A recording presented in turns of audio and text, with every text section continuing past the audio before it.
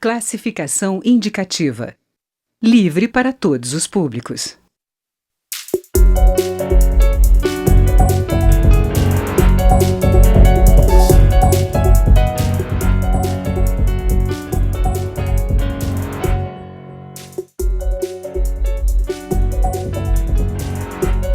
Olá!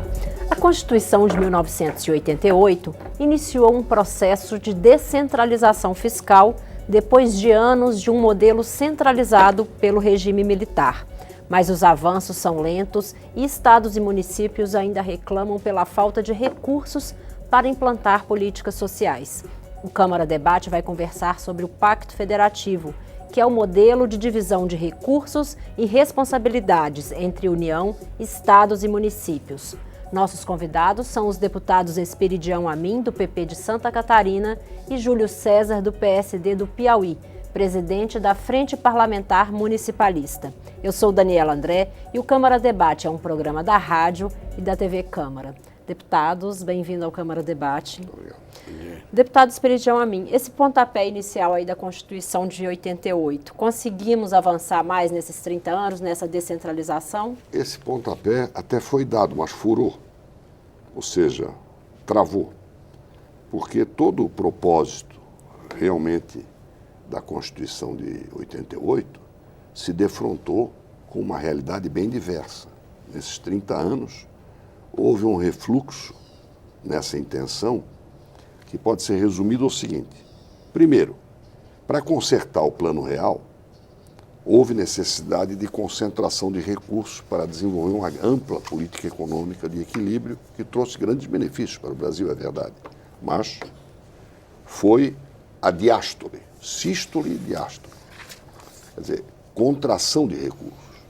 E houve uma outra manobra do governo, que o deputado Júlio César tem acompanhado bastante, que foi a redução de tributos compartilhados, quer dizer, aquilo que a União arrecada e compartilha com estados e municípios, passou a ter menos importância em termos de dinheiro e o crescimento de tributos, especialmente contribuições, do ramo da contribuição, não compartilhados. Algumas já compartilhadas, porque os municípios e estados reagiram. Mas, na verdade, nós vivemos, de 88 para cá, pelo menos 3 ciclos de concentração de recursos. E agora, um pouco agravados pela retração de recursos. Ou seja, a receita pública de 2018, na melhor das hipóteses, vai ser parecida com a de 2014 e 2015. Ou seja, nós regredimos 4 anos em termos de volume. Então, além dessa concentração legislativa, tributária, há uma redução do bolo.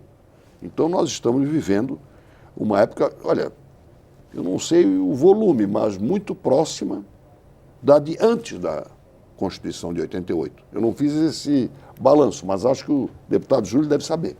Deputado Júlio César, como é que se compara esses 30 anos aí e esse período anterior?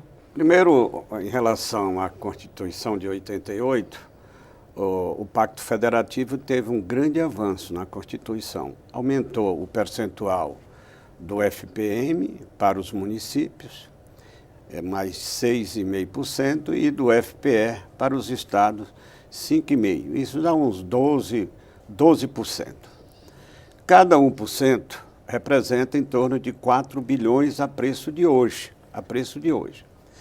Mas o governo, apesar de ter avançado na divisão do bolo tributário brasileiro, principalmente aquele de sua competência, que é o Imposto de Renda e o IPI, começou a criar, como o deputado Amin falou, contribuições não compartilhadas da base desses 2 tributos. Por exemplo, a CSLL é a mesma base do Imposto de Renda. O governo, por exemplo, ele transferiu a preço de hoje em torno de 50 bi para estados e municípios, e a CSLL está dando quase 70 bi. Então ele deu por um lado e tirou pelo outro. Tomou mais do que deu. Tomou mais. Só que naquela época o Brasil tinha mais ou menos, em 88, 100 milhões de habitantes, 100 e poucos. Hoje tem 207, 208 milhões de habitantes. E naquela época, o Brasil tinha menos de 4 mil municípios. Hoje temos 5.570. E querem criar mais. E querem criar mais, principalmente nas regiões onde tem grande área territorial e grande concentração, como a região norte e centro-oeste, onde tem a maior perspectiva pelo limite que nós pusemos. Nós temos um município com menos de 1.000 habitantes. Minas Gerais tem 30 municípios com menos de 2.000 habitantes. E lá na região norte, o limite mínimo é de 6.000. Aqui no Nordeste, 12. E no Centro-Oeste, aliás, Nordeste e Centro-Oeste. E lá na região Sul e Sudeste, é em torno de 20.000 habitantes. Então, isso é um freio para não criar municípios pequenos. Mas o que está acontecendo no Brasil? A União concentra de tudo quanto é arrecadado, os municípios só ficam com 17% ou 18% no Brasil. Os estados com 26%, e o restante fica com a União. E cada dia que passa, a União transfere responsabilidades que são suas para os municípios, aspecto, né? Sem a correspondente recursos para cumprir com aquela responsabilidade. E quando transfere o recurso, é em parte. Os municípios estão numa situação caótica, muito difícil, a não ser aqueles que têm privilégio de alguma arrecadação extra, como do royalties do petróleo, aquele que tem uma base econômica muito forte.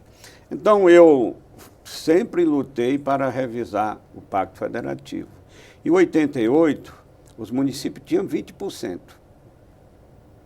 Apesar do crescimento, hoje os municípios têm 17%, 18%. E cada 1% da receita tributária dá mais de 20 bilhões de reais. Mais de 20 bilhões, porque é a receita da União dos Estados e dos municípios. Então, eu trabalho aqui, sou muito sintonizado com os interesses dos municípios, dos estados.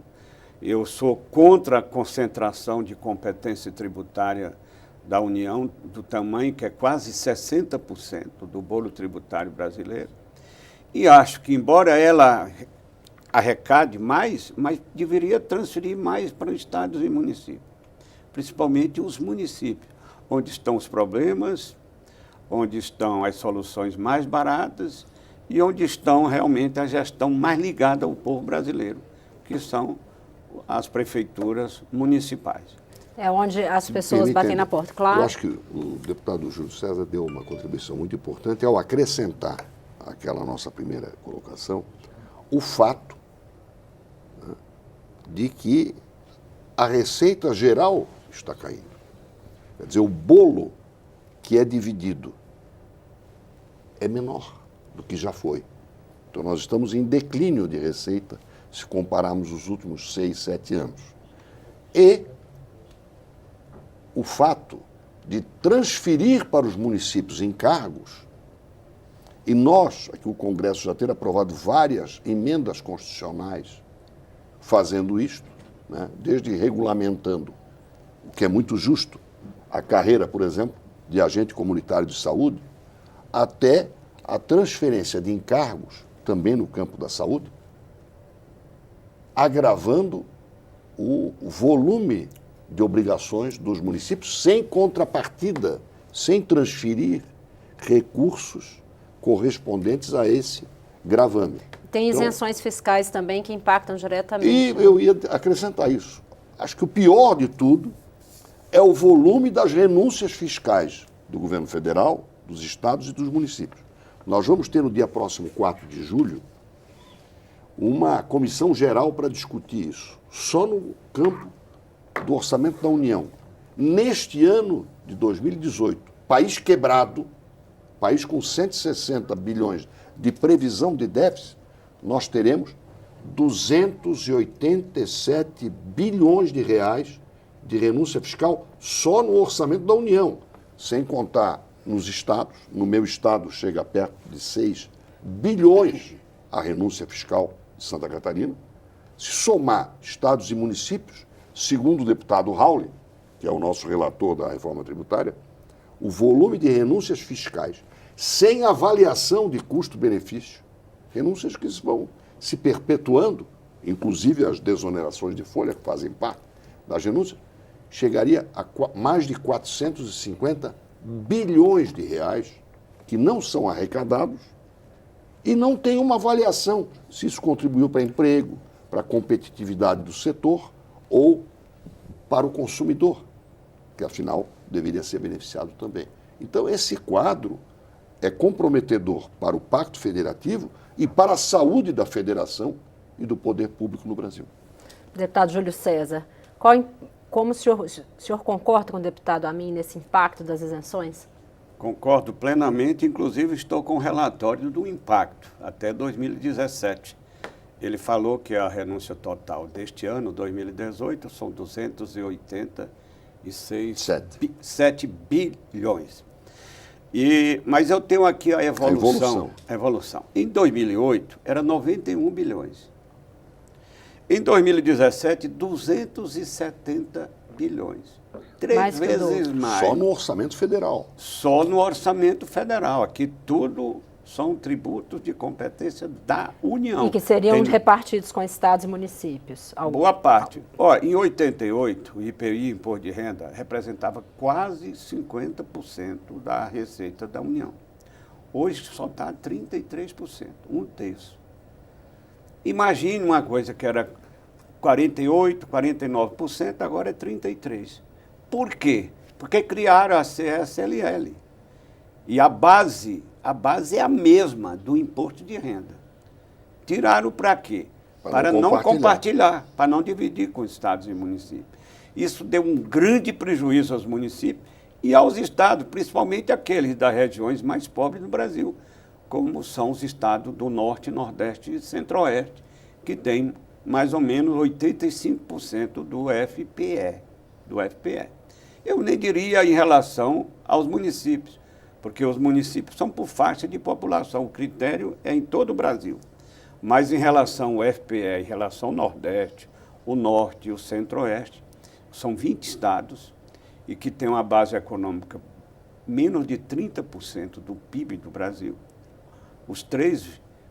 As três regiões e os 20 estados são os que mais sofrem com essa redução. Então, eu combato essa renúncia, eu acho que tem que diminuir. O governo está trabalhando para diminuir essas renúncias, porque essas renúncias são muito localizadas em base econômica forte, principalmente no Sul e Sudeste, em prejuízo daqueles de base econômica fraca, que é o Nordeste, o Norte e o Centro-Oeste. Então, esta evolução ela é muito prejudicial e aumenta a diferença entre ricos e pobres no nosso país. Essa região, se comparar principalmente o Nordeste tem menos da metade do PIB per capita brasileiro. Tem 47%, 48%. Deputados. E há mais de 50 anos está assim. E diz que o Nordeste cresce. Às vezes ele cresce um pouquinho, mas mais por transferência dos programas sociais, que o Nordeste tem mais de 50%, por exemplo, da Bolsa Família. Tem mais de 50% da Bolsa Família do Brasil. E por que que tem? Não é privilégio, não, porque os pobres estão lá. Deputados, a gente vai fazer um pequeno intervalo e já retornamos. O Câmara Debate está ouvindo os deputados Esperidião Amin, do PP de Santa Catarina, e Júlio César, do PSD do Piauí. O tema é Pacto Federativo nesses 30 anos da Constituição Brasileira. Continue conosco.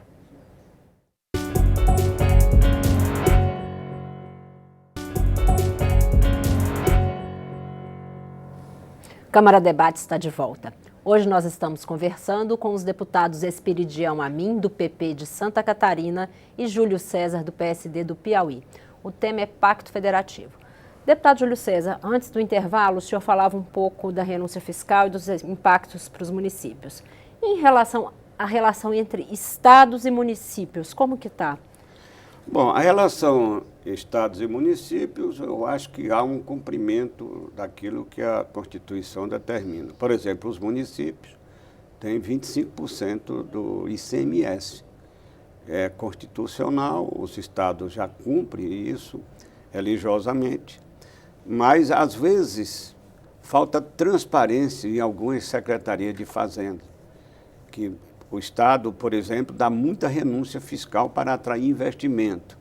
E aquilo é o mesmo prejuízo que dá quando o governo federal dá aqui. E lá, os municípios têm 25% daquele imposto que é de competência estadual, que é o ICMS, que é o maior tributo do Brasil, que mais arrecada. Não tem nenhum imposto federal que arrecade. E quando o Estado concede algum favor, ele também está cumprimentando com o chapéu dos municípios e dos poderes constituídos do Estado que compartilham dessa receita. Mas eu queria focalizar nessa questão dos estados e municípios e compreendendo a União também. Vamos pegar uma anomalia que interessa à sociedade. Limites mínimos de dispêndio dos municípios, dos estados e da União em saúde.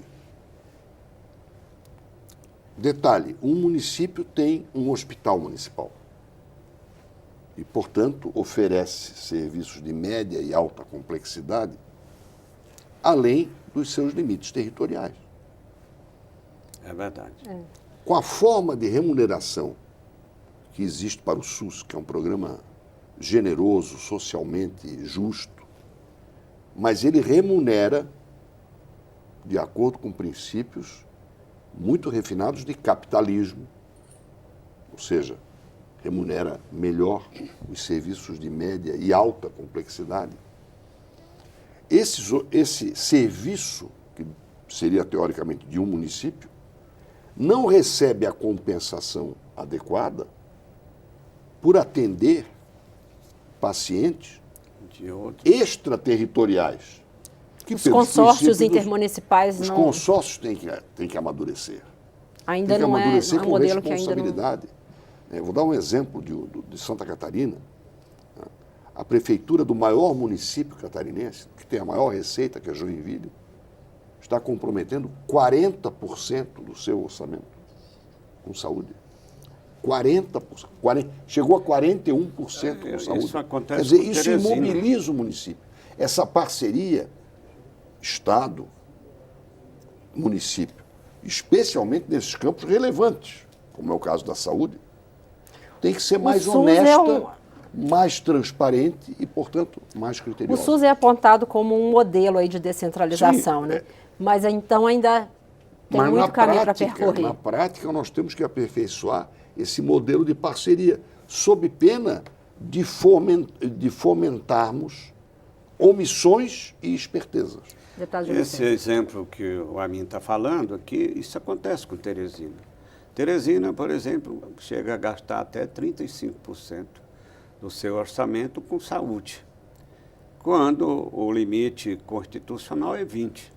Não é 20%? Não, é 15%. 15%? Limite, né? O limite mínimo, né? É. O piso. Então, o piso. Então, é uma coisa, uma concentração, porque não tem estrutura no interior, tudo vai para Teresina e Teresina gasta do seu orçamento um percentual, Quer dizer, a parceria entre Teresina e o Estado tem que ser mais criteriosa, mais honesta, sob pena de dar margem a omissões. Como lá nós somos vizinhos do Maranhão, tem muita gente do Maranhão atendido em Teresina. Acaba sendo um polo regional independente do Estado, né, deputado? Então, nós temos trabalhado muito para diminuir essa diferença da distribuição da carga tributária brasileira ou da arrecadação dos tributos brasileiros, mas para os municípios. Por exemplo, eu, em 2007, apresentei uma PEC que criava 1% para os municípios.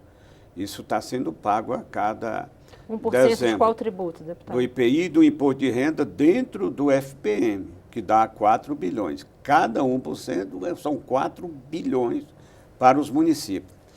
Tem outro 1%, que era um projeto meu e de outros deputados, do 1% do mês de julho. Isso aumentou mais 4 bilhões. E tem um outro projeto aprovado recentemente pelo Senado, que está aqui, inclusive o presidente da Câmara já me designou relator, que é 1% do mês de setembro, o momento em que mais cai a arrecadação da União. Então, cai o FPM e o FPE dos fundos constitucionais. Mas está paralisado exatamente por conta desse caso do Rio de Janeiro. Espero que seja resolvido e que a tramitação desse projeto comece, constituída a comissão especial e, consequentemente, dentro da agilidade que nós vamos dar como relator, aprovar 1% também em setembro. Já que o senhor já falou na intervenção do Rio, deixa eu fazer uma intervenção.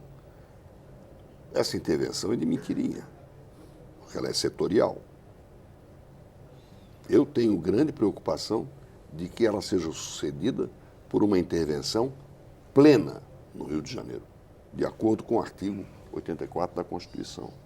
Porque essa, feita parcialmente, não está dando nenhum resultado alentador, conforme qualquer técnico, conhecedor de administração pública, poderia prever. Deputados, a gente está caminhando para o final, queria ouvir um pouquinho os senhores sobre a expectativa com a reforma tributária.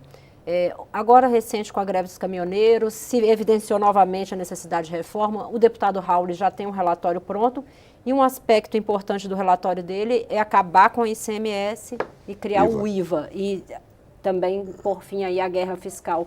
Qual a expectativa dos senhores? Me permite? Eu só queria dizer o seguinte, eu sou entusiasta do trabalho, fico feliz pela escolha do deputado Raul, que é um homem qualificado para isso. Vamos todos ajudar no que pudermos para que ela se transforme em realidade, que ela seja neutra inicialmente nos seus efeitos financeiros, para que ninguém se sinta prejudicado, porque é uma questão federativa, né? Então, que haja realmente transparência, critério, correção na sua condução, porque ela, se aprovada de acordo com a concepção, e aí quero fazer justiça a um catarinense que está ajudando nessa parte da tecnologia da reforma tributária, que é o senhor Miguel Aburrab, lá de Joinville, mais uma vez eu cito Joinville, em Santa Catarina. Ela, só por ser aprovada, vai representar entre 0,5% e 1% de PIB para o Brasil, de crescimento. E esse recurso, o senhor acha que chega ao município? E aí ele será compartilhado e, dentro do princípio da neutralidade, vai chegar a 0,5% do ganho para o município, ou 1%, dentro do princípio da neutralidade. Então, quer dizer que sou otimista e torcedor. Eu também sou otimista, admirador do Raul. Ele tem percorrido o Brasil todo mostrando o seu projeto. Eu acho que é moderno, simplifica o sistema tributário brasileiro, dá mais eficiência e, com certeza, pelos números que ele tem nos apresentado, vai dar, inclusive, aumento da arrecadação com diminuição da carga tributária, do percentual. Então, eu acompanho, fui indicado ontem pelo meu partido para a comissão. A comissão vai ser instalada, é hoje ou amanhã, é hoje, às 14 horas. E como o projeto dele está bem andado, já está mais ou menos relatado, eu acho que nós vamos aprovar ainda este ano, quem sabe, se aprovar nas duas casas, para viger no ano seguinte.